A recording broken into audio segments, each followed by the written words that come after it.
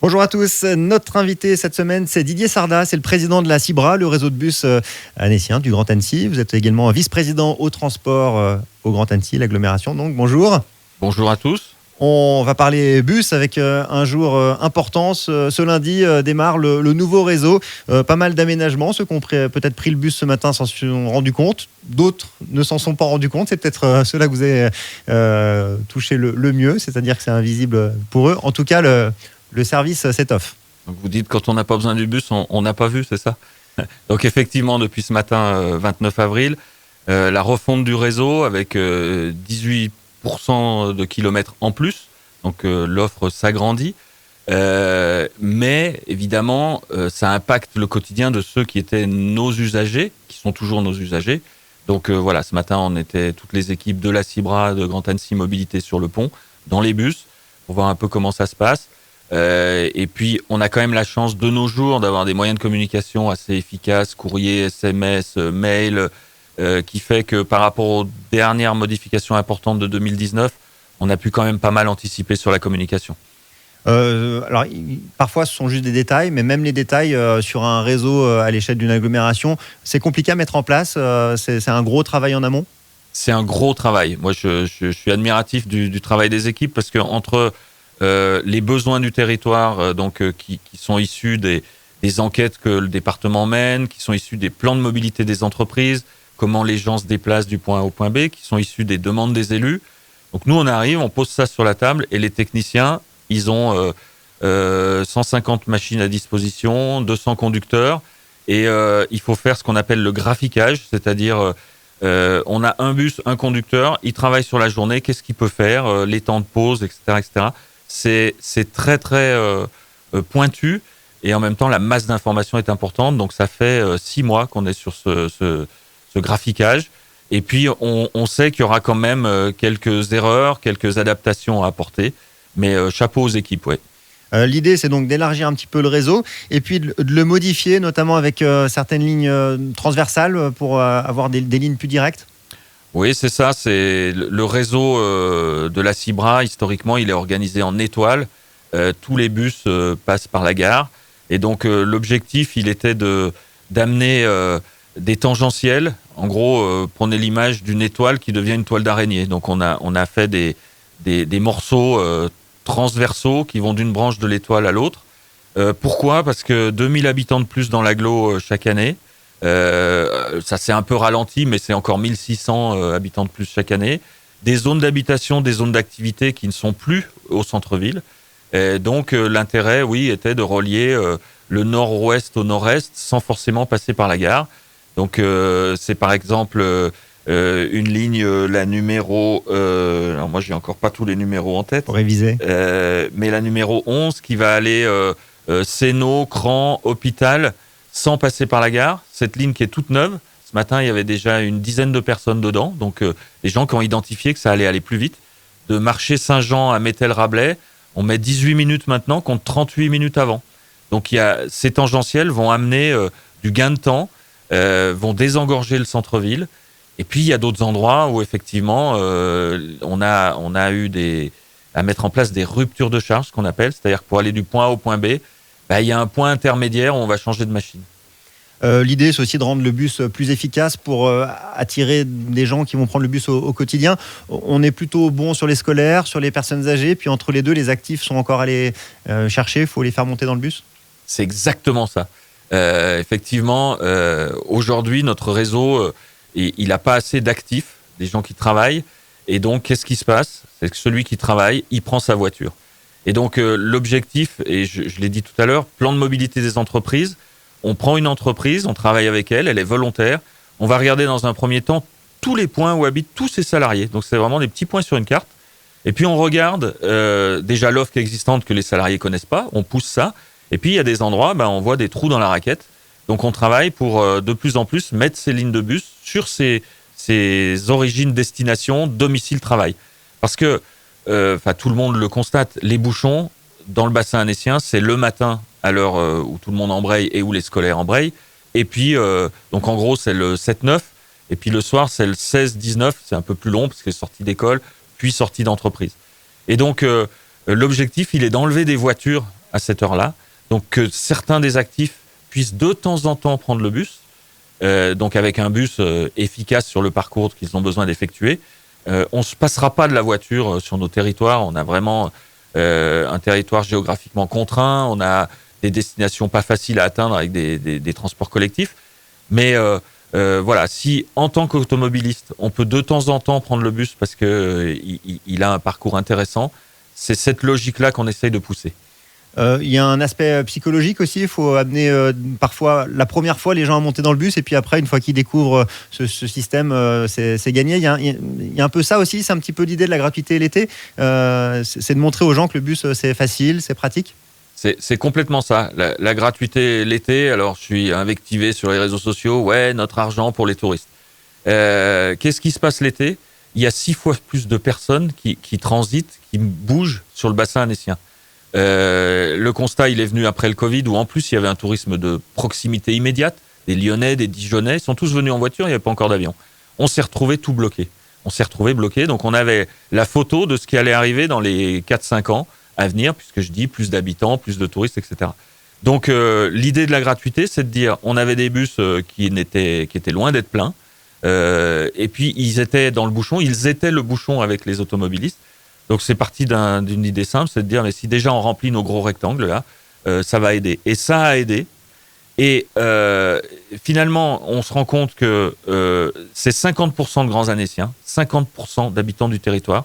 Donc par rapport à ce que vous disiez, oui, ça nous sert, la présidente l'avait dit, d'échantillons gratuits.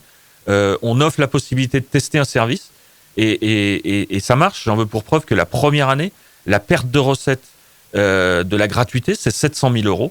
Cette perte de recettes, on l'a reconstituée avec des prises nouvelles d'abonnement à l'automne. Donc ça veut bien dire que on n'a rien inventé, hein, c'est le marketing, l'échantillon gratuit, derrière on espère avoir des clients. Et puis, au-delà de ces 50% d'actifs, les autres 50% qui sont des touristes, quand ils sont dans le bus, ils sont pas sur la route. Donc ils laissent la place aux grands Annéciens qui, eux, n'ont pas le choix de prendre leur voiture parce qu'il y en a encore qui continuent à travailler sur le territoire. Alors, le raccourci de dire c'est la gratuité pour les touristes, non, c'est juste l'intelligence de dire que c'est la gratuité quand le réseau n'arrive plus à supporter tous les engins qui doivent circuler dessus. Moi, depuis que je suis môme, il y a eu que la voie des Aravis qui s'est améliorée comme grand axe. Après, il y a des doublements de voies, il y a l'autoroute qui s'élargit, mais il n'y a pas une nouvelle route qui a été créée. Et donc, les 2000 habitants dont je vous parle, ils sont tous sur le même tuyau. Nous, on fait de la physique en mobilité. On a un fluide et on a des tuyaux. Et l'été, ça ne passait plus dans les tuyaux. Donc, c'est une solution. Et puis, la deuxième, avant que vous me posiez la question, j'y réponds, c'est d'avoir des abonnements très incitatifs. Donc, finalement, on part à partir du 1er juillet avec un abonnement qui est à 100 € pour les actifs, pour les adultes, au lieu de 365 aujourd'hui. Et ça part de la même logique, de se dire qu'aujourd'hui, dans nos bus, il faut arriver à mettre ceux qui ont le choix de la voiture. Mais aujourd'hui, quand vous avez une voiture et un abonnement à 365 € pour le bus en plus, vous ne le prenez pas, on en a la preuve, les automobilistes ne sont pas dans nos bus. À 100 €, donc avec 2 mois de gratuité, c'est 10 € par mois. Et on peut en plus faire un prélèvement automatique 10 € par mois. Donc notre pari, c'est de dire qu'à partir du 1er juillet, à 10 € par mois, des automobilistes peuvent être tentés de prendre cet abonnement pour de temps en temps laisser leur voiture au garage. Et le message, c'est surtout que la voiture n'est pas à bannir, c'est pas possible. Il faut qu'on arrive à allier les deux. Ouais, c'est pas possible de la bannir, je l'ai dit, mais il faut être intelligent pour laisser la place sur la route à ceux qui en ont besoin. Quand on est sur un trajet qui est bien desservi, je vais vous prendre l'exemple de la rive Est. Il y a la ligne 60 jusqu'à aujourd'hui, la 20 à partir d'aujourd'hui. À part 3 endroits, tous les arrêts sont en chaussée. Vous suivez la ligne 20 quand vous êtes en voiture et vous arrivez à Anne-Sylvieux, il y a 15 à 20 voitures derrière le bus. Parce que le bus, c'est pas retiré de la chaussée pour faire des arrêts. Donc, pour les gens qui, de la rive Est, ont simplement un rendez-vous ou deux en centre-ville, prenez le bus. Au lieu d'être tanké derrière le bus, vous serez dedans. Vous pourrez lire votre journal, regarder vos mails, etc. En ville, vous n'aurez pas à vous garer. Et puis, le jour où vous avez besoin de votre voiture parce que vous allez à un point du territoire qui est mal desservi, ben, au lieu d'être 20 ou 15 ou 20 voitures stockées derrière le bus à chaque arrêt, vous serez plus que 4-5. Puis dans la ville, il y aura moins de voitures. Donc c'est vraiment cette logique-là qu'on veut essayer d'amener sur le territoire. Avec ce nouveau réseau de bus qui entre en service aujourd'hui, quelques inquiétudes. Chéna, Chavano notamment, qui sont montés au créneau la semaine dernière lors du conseil communautaire, où la ligne fixe de bus est supprimée pour être remplacée par du transport à la demande. Vous dites que la ligne fixe n'a pas lieu d'être vu les chiffres? Oui, alors, effectivement, on a communiqué très tard, donc un mois et demi avant le lancement du réseau. Donc, je prends ma part. J'ai été très invectivé, voire plus. Mais voilà, j'assume. On n'a pas assez fait de communication. Mais en même temps, aller communiquer en disant effectivement, il y a telle adaptation. Je pense qu'on aurait eu autant de récriminations, mais on aurait peut-être pu changer des choses. Donc, mea culpa, et je prie les usagers abonnés de m'excuser sur ce point-là. Maintenant, moi, j'ai un budget de 40 millions d'euros pour aller chercher tous les habitants du territoire. Et il y avait des habitants qui étaient plutôt bien servis avec des offres qu'ils n'utilisaient pas forcément. Et nous, il nous faut étendre pour aller toucher tout le monde sans avoir les moyens de simplement rajouter. Et alors, on m'a opposé quand j'ai enlevé certaines lignes, égalité de traitement sur le territoire. Alors, les gens qui disent égalité, c'est les gens qui avaient de l'offre qui a été modifiée, mais ils pensent pas aux habitants d'Entreverne. Les habitants d'Entreverne, ils avaient jamais vu un transport collectif. Aujourd'hui, on va sur le territoire d'Entreverne. Il y avait des hameaux reculés. Moi, je prends ma commune, Talloires-Montmain, à part l'axe des bords du lac. Montmain est à 12 km, la mairie de Montmain, de la mairie de Talloires-Montmain, de la mairie de Talloires. Il n'y avait pas d'offre. Alors attention, je parle de ce que je connais. Donc c'est la logique, c'est pas pour dire il s'est servi, parce que ça aussi je l'ai eu régulièrement. Donc pour aller plus loin, on a dû remodeler certaines parties du réseau. Et alors chez Chéna-les-Phrases, j'étais au conseil municipal et conseil municipal des jeunes, puisqu'ils ont un conseil municipal des jeunes. J'avais une des maires adjoints, le maire des jeunes était absent, pour écouter, pour faire comprendre le transport à la demande, parce qu'effectivement, Chéna-les-Phrases, c'était 5 validations par jour en moyenne sur une ligne en dur, ce qu'on appelle, c'est-à-dire une ligne de bus qui faisait 5 rotations vers Annecy et 4 en direction de Chéna. Et donc, c'est un territoire qui est tout à fait adapté au transport à la demande. Des minibus 8 places, plus agiles. Au lieu d'avoir 5 horaires dans un sens et 4 dans l'autre, de 6h à 22h du lundi au jeudi, de 6h à minuit les samedis et les vendredis et samedis, de 6h à 20h le dimanche, on peut commander un transport collectif. Alors, il y a une contrainte qui est de prendre l'appli ou le téléphone, de réserver, de pré-réserver. On peut commencer un mois avant, on va jusqu'à 2 heures avant. Oui, concrètement, ça marche comment? Voilà, on télécharge l'appli ou on passe un coup de téléphone, et puis on va dire, j'ai besoin d'être à Annecy à 8h le matin. Alors, 8h le matin, l'algorithme va vous dire, je vais vous prendre entre 7h10 et 7h30. Il vous donne dans un premier temps une fourchette au moment de la réservation, quand elle est très en amont. Pourquoi ? Parce qu'il se garde 20 minutes pendant lesquelles il va pouvoir mettre d'autres passagers qui auront le même type de demande sur le trajet. Par contre, 2 heures avant, vous aurez la confirmation exacte de l'horaire auquel on vient vous chercher. Parce qu'effectivement, 7h30 pour 8h à Annecy, une demi-heure, c'est ce qu'on met depuis Chéna à peu près.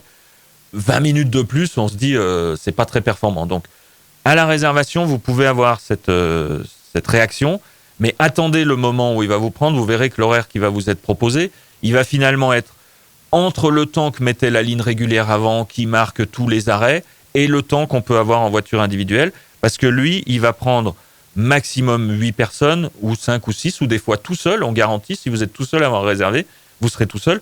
Donc vous ne marquez pas tous les arrêts, donc une partie du temps, vous le récupérez là. Et puis pour aller au centre-ville d'Annecy, il va vous poser à Marché Saint-Jean à Sénaux ou à Cap-Péréas, c'est-à-dire à l'endroit où vous avez une rythmo. Donc rupture de charge, qu'on appelle, on descend d'un engin, on monte dans l'autre, et il retourne sur son territoire. Avec un ticket classique ou un abonnement classique? Avec le prix de l'abonnement classique, le prix du ticket classique, 1,50 € si on anticipe par SMS, 11,70 € les 10 si on est en carnet de 10, 2 € si on veut l'acheter dans la voiture. On pénalise un peu celui qui achète à bord maintenant, parce que ça nous fait perdre de la vitesse commerciale. Et puis les abonnements à partir de juillet, qui sont à 100 ou à 80 €, les jeunes et les anciens. Les seniors, c'était 219 € ou 209 €, pardon. On passe à 80 €. Il y avait 5 trajets à peu près en moyenne par jour, c'est ça, sur la ligne existante. Et là, si on regarde les chiffres ce matin... Ce matin, oui, je me suis fait envoyer les chiffres. Donc ce matin, on a 5 personnes qui ont réservé de Chénal-les-Fras vers Annecy. Et alors, ce qui est intéressant, c'est que le transport à la demande, on utilise tous les arrêts commerciaux et scolaires des villages et hameaux. C'est comme ça qu'on peut aller beaucoup plus loin sur le territoire, parce qu'il y a des hameaux reculés de chaque commune qui n'avaient qu'un transport scolaire jusqu'à maintenant. Donc l'arrêt scolaire, on l'utilise. Et là, en l'occurrence, à Chénas ce matin, sur l'horaire de 6h53, qui a été demandé, donc ils ont dû demander d'être vers 7h15 ou 7h30 à Annecy. Déjà, il ne se fait pas depuis l'arrêt qui existait sur la ligne en dur, qui s'appelait Chez Dupassieux. Les gens ont réservé depuis l'arrêt Le Pontet, qui est un arrêt scolaire, où il n'y avait aucune offre jusqu'à maintenant de transport collectif autre que le transport scolaire. Donc ces 5 personnes ont pris cet arrêt comme point de départ, donc qui doit être plus proche de chez eux, et c'est peut-être les 5 qu'on a en moyenne tous les matins. Et puis j'ai déjà des retours ce soir en direction de Chénas, donc 3 retours qui sont prévus dans la journée, un à 14h45, un à 16h45, un à 18h. Il y en a 2, ils vont sur l'arrêt Chez Dupassieux, et il y en a un, en fait, c'est interne à la zone, de Gruffy à Chénas, quelqu'un qui avait besoin d'aller à Gruffy et qui va revenir, qui s'est peut-être fait poser le matin et qui va prendre un transport à la demande pour revenir. Donc une souplesse qui est quand même bien comprise par les gens. Je découvre les chiffres en même temps que je vous les donne là. On a donc 15 déjà voyages qui ont eu lieu ce matin.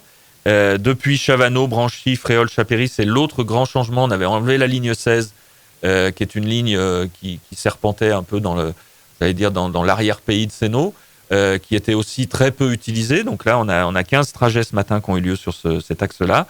On en a 5 de Chénal-les-Fras. Et puis, l'application a été téléchargée une 50aine de fois, en plus donc du téléphone qu'on peut passer. Et puis, j'ai déjà 376 réservations pour cette semaine sur des trajets, soit avec Cibra à la demande, donc le transport à la demande, soit Cibra Access, qui est le transport des personnes à mobilité réduite, qui est fait avec le même service, puisque les véhicules sont adaptés.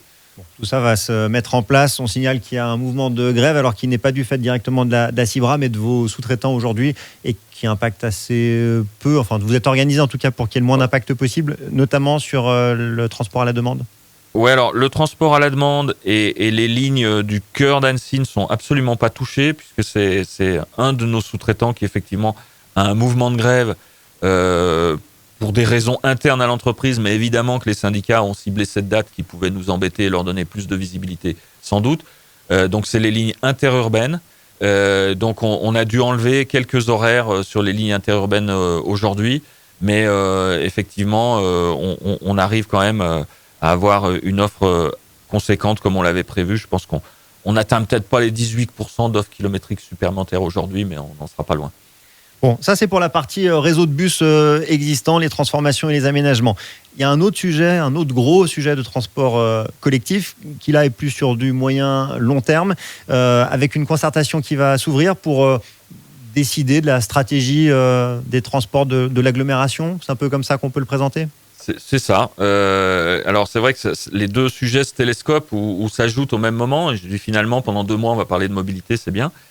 Transport collectif en site propre intégral, qu'on appelle réseau à haute mobilité, c'est le réseau qu'on souhaite développer à partir de 2026. C'est le fameux débat pour ceux qui ont suivi, bus à haut niveau de service, tram, voilà, on est dans ce sujet-là. Donc on va interroger les gens pendant 2 mois et demi. Là.